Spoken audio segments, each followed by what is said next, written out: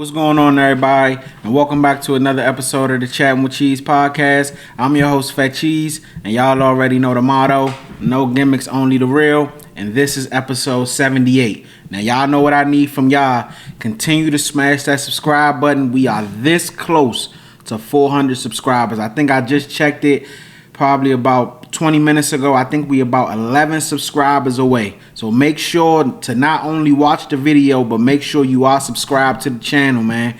And also, do not forget to like the content, like this video when it drops, and also share the content, you know what I'm saying, so we can keep, climbing that ladder, man. I appreciate y'all for locking in with me each and every week.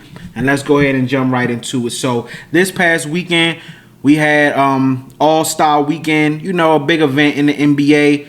And I just wanted to give, my perspective and my thoughts on some of the things that went down this past weekend in the All-Star game and All-Star Weekend as a whole. So my first topic I'm going to start out with is I'm going to give a letter grade for the All-Star game. Basically, what I thought of the All-Star game and how I felt as though it went. So let's go ahead. I got to read a few things, and then I'm going to go ahead and give y'all my letter grade and my thoughts on it. So the new USA versus the world format at the 2026 NBA All-Star Game was a hit. 3 teams played in a mini tournament, and the USA Stars made up of younger players beat the USA Stripes, the veteran team, in a championship game. Anthony Edwards led the way and won MVP. The games were short, fast, and competitive with 4 12-minute games total. The first 3 games were all close, and 2 of them ended with game-winning 3-pointers. In Game 1, the USA Stars beat Team World in overtime after Scotty Barnes hit a winning 3. In Game 2, De'Aaron Fox nailed a buzzer beater 3 to give the USA Stripes a win. In Game 3, Kawhi Leonard went crazy, scoring 31 points in just 12 minutes, leading the Stripes past Team World. In the championship, the USA Stars dominated, beating the Stripes by 26 points to win the tournament. So that was the All-Star Game format this year, and for me, I gave them an A+. I think the NBA hit it out of the park. Shout out to the NBA and Adam Silver. I love the format. This was the first All-Star game that I watched in quite some time where you could see the competitiveness. You could see that those guys went out there and actually wanted to play. And I think it was a hit. I think this is how it should be moving forward. Hopefully, those guys go out there and want to continue to put on the show and play competitive basketball and, give the fans what they want. Hopefully it continues to move in this direction, and I like what I seen from it, man. And I want to give a shout out to a few players that I think set the tone of the All-Star game and made the others actually want to play. First and foremost, I want to give a shout out to Victor Wembanyama. I think Victor Wembanyama showed his competitive nature. He went out there and actually wanted to win. Like, you could tell when Scotty Barnes hit that 3 in overtime, you could see Victor Wembanyama visually frustrated. Like, he was upset that they lost that game, and you could actually see it when they lost to the USA Stripes in the second game as well. Not the second game, but the third game. But, I just want to give a shout out to Victor Wembanyama. He said that before the game that he wanted it to be a competitive game, and he went out there and set the tone, and I think he led the charge and was the reason why we actually got the games that we got. So shout out to Wemby on that. Secondly, I want to give a shout out to Anthony Edwards. I think Anthony Edwards seen what Victor Wembanyama was doing, the tone that he set. And if you know Anthony Edwards, he's a competitor. If you watch him, he loves to compete in everything that he does. And I think that he wanted to match the energy that Wemby, put out there. So, and Anthony Edwards showed you why he's one of the young stars in this league, and honestly, what some people would say, has an opportunity to be the face of the league once a lot of these guys like LeBron, Steph, KD move out the way. Anthony Edwards, after the show that he just put on this past weekend, he showed everybody the reason why, once those guys are gone, why he should be arguably the face of the NBA. But we'll see. There's been a lot of chatter on that this week that I've been paying attention to, whether it'll be him or Victor. I don't know, but I like both of the guys. I think both of them are phenomenal talents. I think that the NBA will be in good hands once the top dogs move out the way and allow these young guys to, take that step. But, I mean, right now, Anthony Edwards has an argument, and so does Victor Wembanyama. But those two I want to give a special shout-out to for making the All-Star game what it was this year. I think Victor came out there and set the tone, but I think Anthony Edwards followed that, and it was phenomenal. And last but not least, I want to give a shout out to Kawhi Leonard, man. I think Kawhi Leonard went out there and played a phenomenal game. That 31 points in 12 minutes to me was probably the most exciting moment in the All-Star game. Just seeing Kawhi get hot and going off, that right there was great. And you seen him crack a couple of smiles, it's in his home stadium, the NUN Dome, and he just going off having a good time. So that was a good thing to see as well too. So I just want to give a shout out to all the guys that participated. I love the competitiveness. I love the actually seeing those guys go out there, and you could tell that they actually wanted to win. It was great, man. I give them an A+. I know Adam Silver kind of, sometimes gets a bad rap for certain things, but I think that they hit it out the park with this format and how they did things this year. Hopefully, like I said, the trend can continue, and these guys keep competing, because Adam Silver can put the formats out there all he want, but it's really going to be depending on if these guys go out there and want to actually compete. And we seen that, we seen that this year. And also I want to give a shout out to a lot of us fans, because I think the fans put these guys' feet to the fire too as well. Like, no, we want to see the top guys, our favorite players. We want to see y'all go up against each other in a competitive nature, not just go out there and be all lackadaisical shooting from half court. I'm gonna be honest with you, I watched the whole thing and I don't think I seen a single half court shot. If I didn't, then if it was one and I ain't see it, I may have wasn't paying attention or something at that time. But this looked really competitive and really good. I enjoyed it, man. I really did. So shout out to the NBA, Adam Silver, for giving us fans a great All-Star game. Not a weekend, because I'm going to talk about Saturday night after this, but All-Star game. I want to give a shout out to the All-Star game and those guys for going out there and putting on a great show. It was something fun to watch, and hopefully, we can keep this thing going moving forward, and, just keep building off this. Moving on next. Now we're going to move on to NBA Saturday, which I wasn't too thrilled about. First off, my question is, since when did NBA Saturday start starting so early?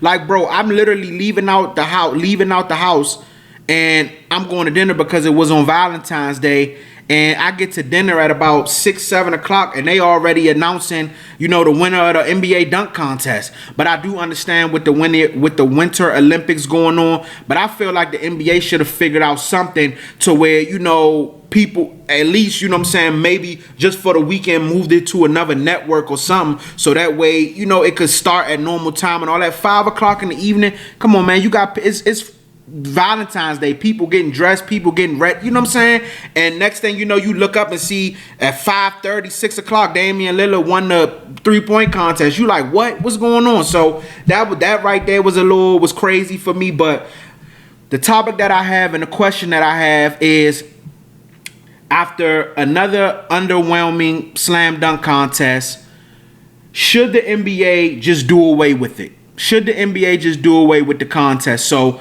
let me read this, and then I'm going to give y'all my thoughts on it. So the 2026 NBA Slam Dunk Contest was easy to miss, mostly because it started early due to NBC's Winter Olympics coverage. But honestly, the bigger issue is that the dunk contest just isn't exciting anymore. With Matt McClung not competing after winning 3 straight years, this year's lineup didn't bring much hype. The group included Carter Bryant, Keshad Johnson, Jace Richardson, and Jackson Hayes. They tried, but the contest still felt underwhelming. Big NBA stars have mostly stopped doing the dunk contest because of injury risk and fear of being embarrassed online. One bad dunk can instantly go viral, and players don't want that spotlight. Without star power, without McClung, the dunk contest lacked energy and excitement once again. So my thoughts on the dunk contest, I'm gonna just be all the way honest. It was a snooze fest. I just think that if the big stars are not going to compete in it, then I think they either need to replace it, get rid of it, and replace it with something, or I think you need to move the dunk contest to maybe the first slot of once All-Star Saturday starts, because to me the most exciting thing of the All-Star Saturday is the 3-point contest. I think more people tune in to watch the 3-point contest than they do the dunk contest. So maybe instead of having the dunk contest last, make it first and then let the 3-point contest be the main event. Because the 3-point contest is way more exciting. The dunk contest has been a snooze fest for years now. Matt McClung came in and, he made it exciting for a couple of years, but he decided not to compete this year. And he uploaded like 3 or 4 dunks after the dunk contest. And just off the dunks he uploaded, he would have won the dunk contest for a 4th year in a row. It just wasn't exciting, man. The dunks seemed basic. And the most exciting thing that we took from it was, I'm glad he's okay, was Jace Richardson, falling and almost, bumping his head on the ground. But other than that, it's just not an exciting event anymore. And as long as the stars don't want to compete, I just think they got to figure out a way. I love the idea of a one-on-one tournament. We've heard guys talking about it. We heard Jason Tatum mention it. We heard Jaylen Brown, Anthony Edwards. I think that should be something the NBA should consider. I think stars will want to compete in that type of format than the dunk contest. I just think guys don't want to do it. Now, could you maybe talk guys like Anthony Edwards, maybe Ja Morant into doing it? Possibly, but guys just don't want to do it. And I don't see the reasoning to keep having the contest. And this is no knock on the guys that are doing it. This is no knock on you guys at all. But it's just, the All-Star Weekend is about star power. And you want to see the best guys, the top guys that are able to dunk, go out there and throw down. You want to see them in the slam dunk contest. Back in the day, you had all the top guys doing it. Michael Jordan did it. Kobe Bryant did it. Vince Carter, Dr. J, all the top guys did it. And we just in a day and age now where the top guys in today's game, they don't want to do it. So I just think the best option would possibly be to either move it to that first slot and move the 3-point contest to the main event of All-Star Saturday, or just get rid of it in total. I would not mind the one-on-one competition that has been talked about. I think you can get a lot more guys to be involved in that. I think guys like Jason Tatum would be interested. Anthony Edwards, of course. I think that's maybe something you can get Kevin Durant into possibly wanting to do. Guys like Kyrie Irving when he's back and healthy. A bunch of guys. I think you can get a bunch of guys more so to want to do the one-on-one rather than the dunk contest. I just think the dunk contest is dying. It's not exciting anymore at all. And at the end of the day, as long as the star people want to blame guys like LeBron and all that for stars and stuff not wanting to do it. Me personally, I don't do that because everybody's grown. If you want to be in the dunk contest, you can easily be in it. I believe that stars are choosing to stay away from it because, like they said in the article, you have the injury risk, but then you also have guys just don't want to be embarrassed. And that may stop guys from also wanting to do the one-on-one.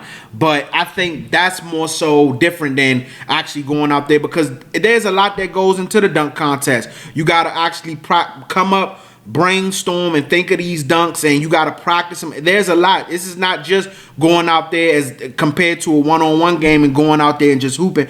It's actually a thought process and things like that have to go into it. But I definitely believe that Adam Silver and the NBA needs to come up with something, either, like I said, either just abolish the contest as a whole, or move it to maybe that first slot to where you kicking off All-Star Saturday with the dunk contest and then allowing the main event to be the 3-point contest, which I think it has been more exciting for years, especially when you got guys like Dame Lillard. Steph is talking about being in it again next year.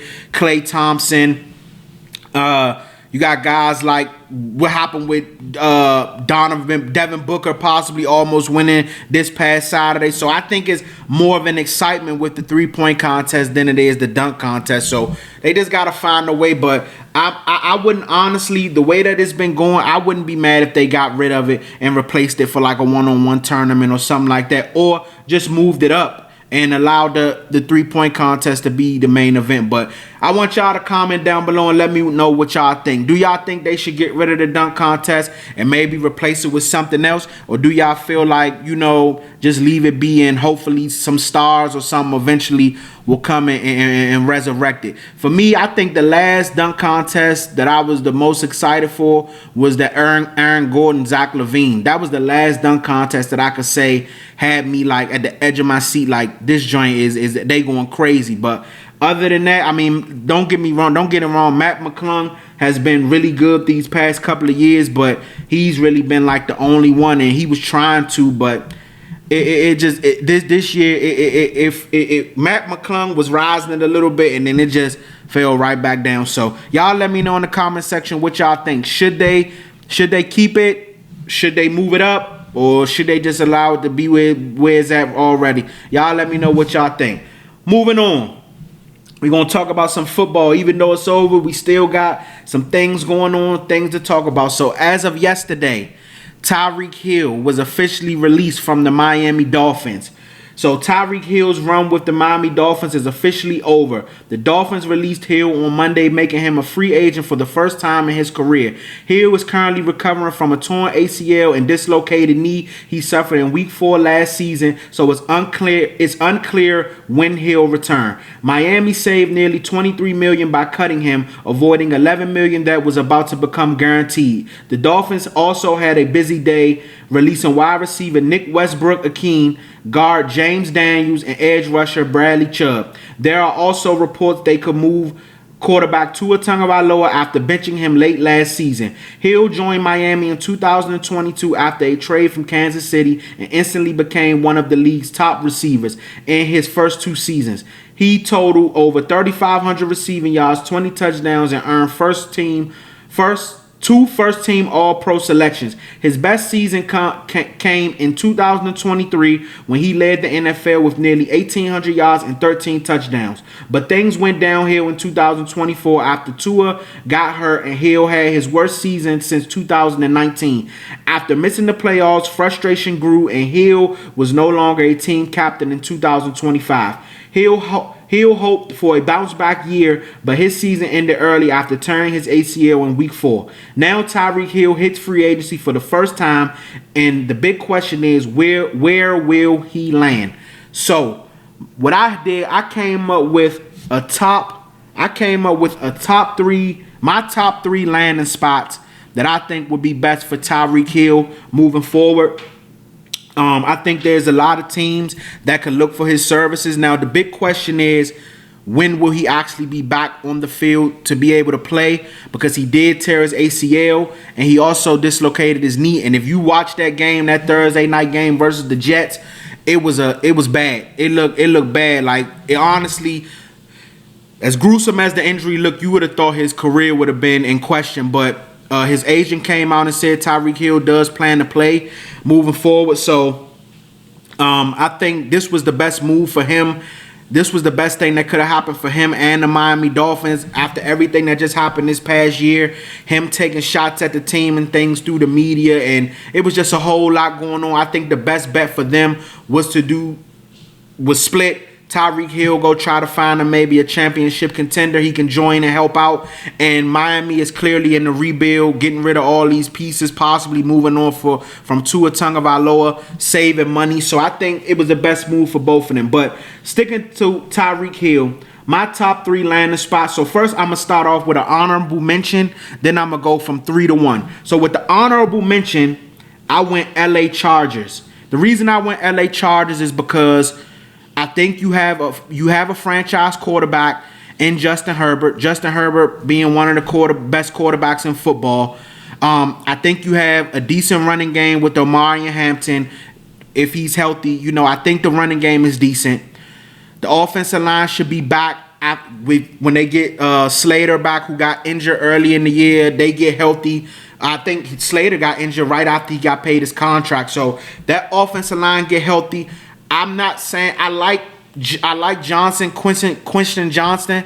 I like him, but I don't think Johnson is a number 1. Like, I think he could be a great complimentary. I think he could be a great number 2, but I don't think he's a number 1. They do have Keenan Allen, but Keenan Allen is a little long in the tooth. I don't know if he's gonna be there. And then you still have McConkey. McConkey. I think I'm saying his name. I hope I'm saying his name right. Let me look real quick because I don't want to pronounce his name. I think it is McConkey though. Let me make sure. Yeah, it's Lad McConkey. Yeah, McConkey. Okay. Yeah, so you have Lad McConkey. You have Quentin Johnston over there. I think if you were to add someone like Tyreek Hill. Now we don't know how his speed and everything like that is going to be coming off an injury, but you bring a guy like Tyreek Hill in. You put him with McConkey and Johnson, and I think that's a formidable wide receiver core that Justin Herbert can, work with. I think that's kind of really been the problem for the Chargers, that they never really had that number 1 guy.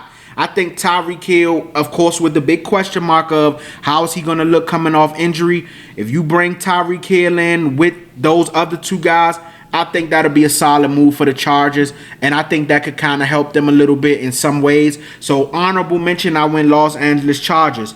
Now I'm going to go to my official top 3 list. So at number 3, I went Baltimore Ravens.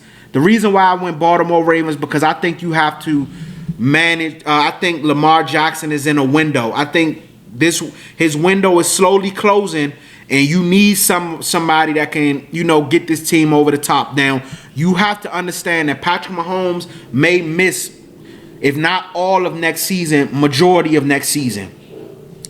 With Patrick Mahomes possibly missing majority of next season, there's a chance that the Chiefs possibly won't make the playoffs again. Baltimore has to strike while you don't have to deal with Patrick Mahomes. I think all Lamar has been missing all along is a number 1. I like Zay Flowers. Zay Flowers is not a number 1 wide receiver. Zay Flowers can be a solid number 2. He could be a solid slot option, but he's not a number 1. I think they do have DeAndre Hopkins, but DeAndre Hopkins, same like I said with Keenan Allen, a little long in the tooth. I don't know if they plan on bringing him back or what that whole situation is going to look like. You do have Lamar and Derrick Henry. The offensive line is okay. You add a guy like Tyreek Hill and you put him with Zay Flowers. I think that's a decent wide receiver core. I'm not going to say good because, again, we have to see what Tyreek Hill looks like coming. We got to remember he tore his ACL. So we got to see. You can't think with the mindset of old Tyreek Hill. You have to think about what he's going to be coming off of a major leg injury. You know what I'm saying? Especially a guy like that whose career has been predicated on speed. So, but I'm just going off of, I think if you could put him with a guy like Zay Flowers, more than likely they won't be bringing Isaiah Likely back, but you still have Mark Andrews. So Zay Flowers, Mark Andrews, and then you add a Tyreek Hill. I think that's good enough for the Ravens and, Lamar and them to compete and possibly win. You know what I'm saying? They dealt with a lot of injuries this past year. I think if you can get a solid number 1 receiver, someone who Lamar can depend on with Andrews and Zay Flowers. Also, you got to remember Zay Flowers struggles with drops. He has been known to struggle with drops, so you have to factor that in why he can't be a number 1 guy. But you add someone like a Tyreek Hill who may take a little bit of that pressure off of Zay with Mark Andrews. You still have Derrick Henry in the backfield, so that teams are going to have to load up to try to stop him. I like the idea of Tyreek Hill possibly going to Baltimore and getting Lamar a legit number 1 weapon, which I think he's been missing all this time. I said it all along that I felt Baltimore wouldn't be able to compete unless they got Lamar a legit number 1. So Baltimore, I have them as at number 3 as a top 3 landing spot for Tyreek Hill. So they're in my number 3. Number 2 could have been number 3, and number 3 could have been number 2. But at number 2, I went Buffalo Bills. I feel the same way for Josh Allen. I think Josh Allen is a franchise quarterback. He's a top 5, top 3 quarterback in this league. But again, Josh Allen needs a number 1 receiver. Since Stephon Diggs left, Josh Allen hasn't had that number 1 guy. Yes, you have a committee of guys. You had Raheem Shaheed. They brought in Brandon Cooks. They was depending on Brandon Cooks late in the season last year. And this is no knock to Brandon Cooks, but I'm just saying, like, this is who Josh Allen has been having to throw to. Keon Coleman, you know what I'm saying? He's in the doghouse. So Josh Allen has no number one. If you could bring someone like Tyreek Hill in that can help Josh Allen, someone that he can depend on. You see the cannon that Josh Allen has on him as far as his arm talent. If Tyreek Hill at least has 75% of the speed that he had, before this injury, then I think that's a legit weapon for Josh Allen, someone who he can depend on, a legit number one. You pair him with those other guys like Raheem Shaheed, maybe bringing in a Tyreek Hill will help out a guy like Keon Coleman, Dalton Kincaid, Dawson Knox. You still have Cooks in the backfield. I think that this would be a good move for Buffalo. I think this is something that Buffalo should really consider because Josh Allen needs a legit number one. He needs a legit weapon. And I think Tyreek Hill, if he can come back and be himself after this injury, I think he would fit in Buffalo. I think he would fit in Buffalo pretty good. But I don't think, honestly, for Buffalo, I've been painting a picture for them to possibly try to go get A.J. Brown from Philly. But again, that situation is always tricky. I don't know if Philly plans on moving from A.J. Brown, and I don't know if A.J. Brown wants to get moved. So to me, the second best option would be, hey, the Dolphins just let go Tyreek. Let's go kick the tires and see what's up. I seen some people having arguments about, is Tyreek Hill washed? That could be a possibility too. But it's kind of hard to dictate if someone is washed when they playing with a quarterback like Tua. I mean, I'm just going to keep it real. You don't really know because Tua can never really stay healthy. And even when he is on the field, Tua is not making wide receivers always look their best.